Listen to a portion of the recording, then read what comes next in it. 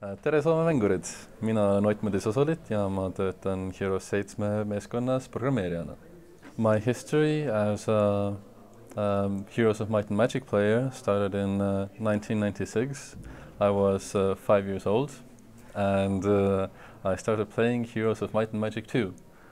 One day my brother brought it home and we tried to play it in hot seat, and he taught me how to play it because I was still very small, but it was fun and I have not stopped playing the series ever since. As a player, yeah, this is the first, the actual only series that I have literally grown up with, because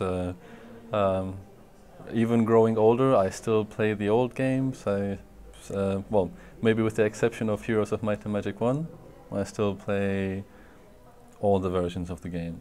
The story, how I started working in the franchise, begins in, I believe it was in the year 2005, with the closed beta of Heroes of Might and Magic 5. And when the closed beta was announced for Heroes 5, I was absolutely really excited. By that time I was already 14, so a bit older. I had a brain at that time. So of course I wanted in. I wanted to test the game, I wanted to give feedback, and I had a purpose. And eventually I did get in. I didn't get in the first wave, but I got into the second wave, and I was on good terms with the game's producer on Ubisoft side, and he's a very good guy, and ended up testing the game a lot. I spent many hours into the early morning, oftentimes going to bed at 3 or 5 a.m. and then going to school at 8 to test the game. And it did pay off, because it got my name into the Heroes of Might and Magic 5 credits as a notable tester. And yeah, that's where the magic started happening.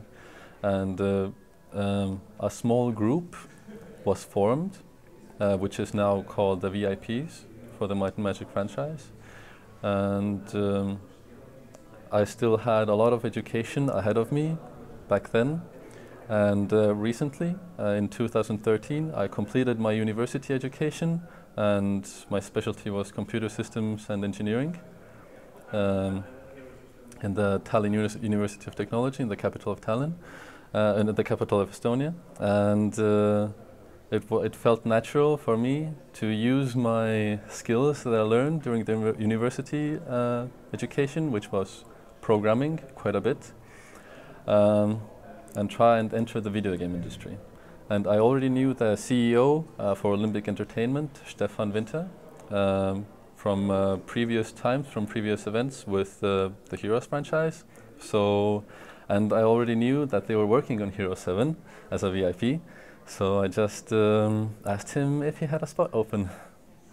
And then we set up a date for an interview. I bought a ticket there and I stayed there. Just like that? Yeah, just like that. It was quite an impulsive decision, but it paid off. Okay. It feels wonderful to be in such close contact with my favorite turn-based game series, because as you mentioned, I have my hands deep in the code, and I'm indeed a programmer, and a lot of the things or functionality you see in the game was set in motion by the code that we write. And it's also fun to see other people play and execute the code that I have written. It's always heartwarming, and it feels wonderful, because making games is something that I have wanted to do for more than half my life, and games have been my life for a long time anyway. And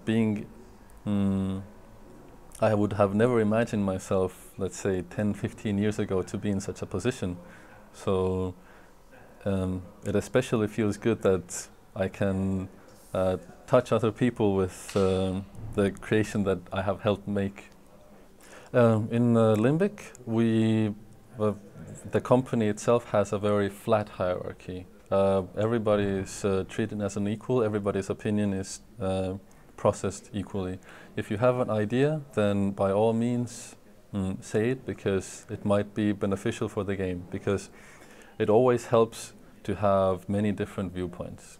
And in the team we have other Heroes fans beside me as well, who can give input on how it was done before or what felt right in previous installments. But sometimes, of course, you need to understand that some things that you might personally want might not be for the best of the game. So that's you have to make a compromise within yourself. But that's yeah, understandable.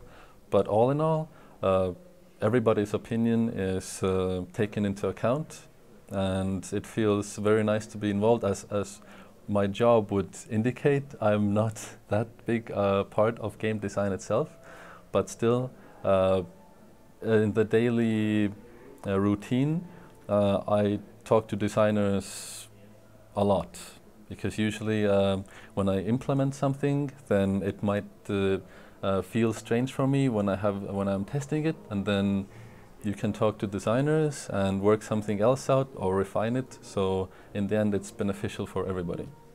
For me, this is the best thing, to keep level communication at all times between all parties involved, because communication is key into making a good game, and it helps a lot with the development of our game.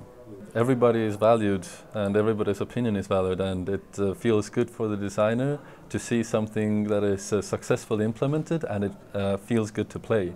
That's the most successful, that's the best feeling you can have. If you have a good idea, a good design, a solid implementation, then bam. And what's your favorite thing in the 7? In Heroes 7? Yeah. My favorite feature?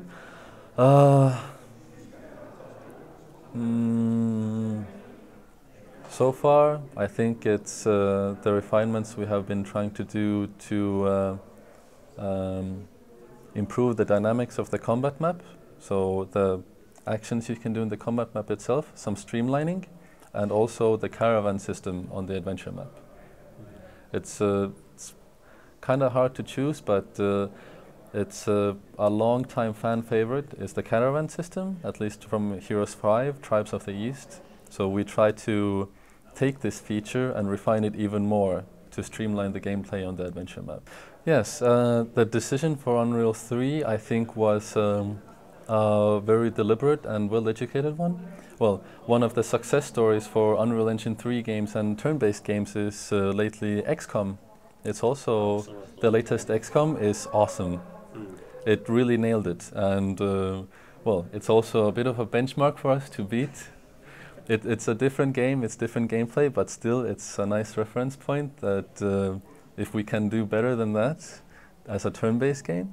And Unreal Engine 3 has very good technical capabilities. It has a very solid rendering system, which means performance-wise we don't have to worry that much. Of course, programmers need to be careful so that they don't write garbage, of course, that we won't create memory leaks or something. But other than that, even though it's designed to be an engine for FPS games, there are no boundaries what you can do with it. So this is especially nice for us. It's a good engine, it has good tools, and it has tools that we can fit to our needs.